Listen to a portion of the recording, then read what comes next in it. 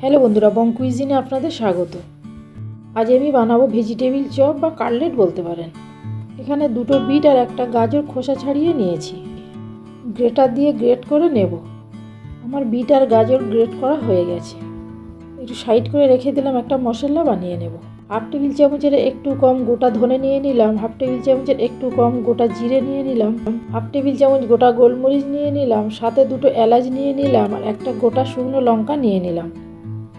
খুব সামান্য নুন দিয়ে দিলাম, দিয়ে একটু ভেজে নেব। ভাজা হয়ে গেছে, এটা ঠান্ডা করে একটা পাউডার বানিয়ে নেব। একই প্যানে আমি অল্প একটু সাদা তেল দিয়ে দিলাম। কিছুটা বাদাম আমি ছোট ছোট করে কেটে নিয়েছিলাম, তা আমি তেলে দিয়ে ভেজে নিলাম। ওই একই প্যানে আমি আরও একটু সাদা তেল দিয়ে দিলাম, তাতে হাফ টেবিল চামচ আদা পেস্ট দিয়ে দিলাম, দিয়ে একটু নাড়াচাড়া করে নেব। বিট আর গাজর কোচানোটা দিয়ে দিলাম, দিয়ে একটু নাড়াচাড়া করে নেব।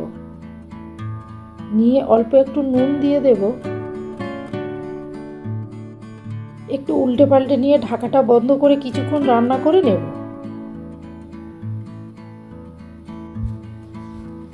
কিছুক্ষণ পরে ঢাকাটা খুলে নিলাম। বিট আর গাজর থেকে যে জলটা বার হয়েছে সেটা পুরো শুকিয়ে গেছে। এখানে আমি মাঝারি সাইজের একটা আলু সিদ্ধ করে রেখেছিলাম, আলুটা আমি গ্রেট করে দিয়ে দিলাম।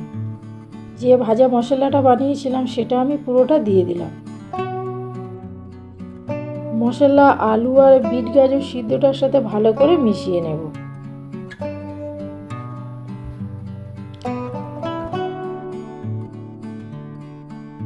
এই মেশানোর সময় এখানে আমি পরিমাণ মতো আরও একটু নুন দিয়ে দিলাম। সিদ্ধ করার সময় নুন দিয়েছিলাম, দেখে আমি আরও একটু নুন দিয়ে দিলাম। স্বাদের জন্য চিনি দিয়ে দিলাম।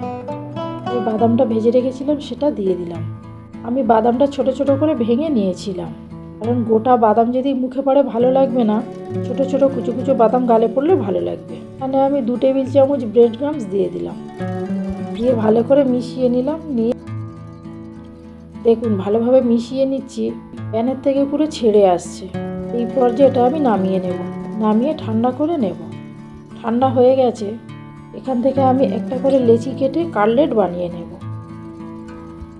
যে যেমন পারবেন সেই অনুযায়ী ডিজাইন করতে পারেন। আমি ঠিক এইভাবে বানিয়েছি। এগুলো বানিয়ে একটা প্লেটে রেখে দিলাম। এখানে আমি 2 টেবিল চামচ ময়দা নিয়ে নিলাম, শুকনো ময়দা সাইড করে রেখে দিলাম। এখানে আমি হাফ টেবিল চামচ কর্নফ্লাওয়ার আর হাফ টেবিল চামচ ময়দা নিয়ে নিলাম, সাথে অল্প একটু জল দিয়ে একটা ব্যাটার বানিয়ে নেব। এখানে আমি ব্রেড ক্রাম্বস নিয়েছি কিছুটা, সাথে অল্প একটু নুন আর অল্প একটু গোলমরিচের গুঁড়ো দিয়ে দিলাম, দিয়ে ভালো করে মিশিয়ে নিলাম। যে ভেজিটেবিলের কাটলেটগুলো বানিয়েছিলাম ওখান থেকে আমি শুকনো ময়দায় একটা কোট করে নিলাম। এবারে যে ব্যাটারটা বানিয়েছিলাম সেখানে আমি দিয়ে দিলাম, দিয়ে ভালোভাবে উল্টে পাল্টে নিয়ে ব্রেড ক্রাম্বসে দিয়ে দিলাম,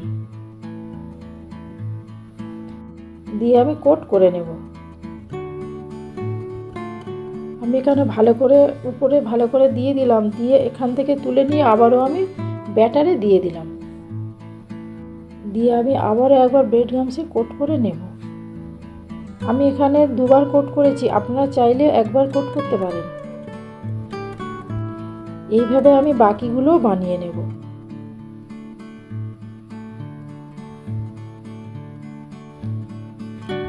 আমার এখানে সব কাটলেটগুলো রেডি হয়ে গেছে।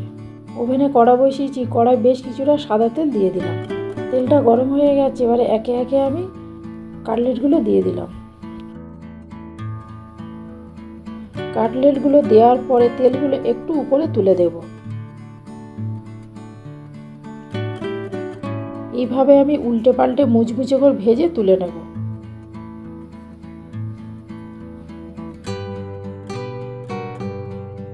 আমার কাটলেট রেডি হয়ে গেছে, আমি তুলে নিচ্ছি।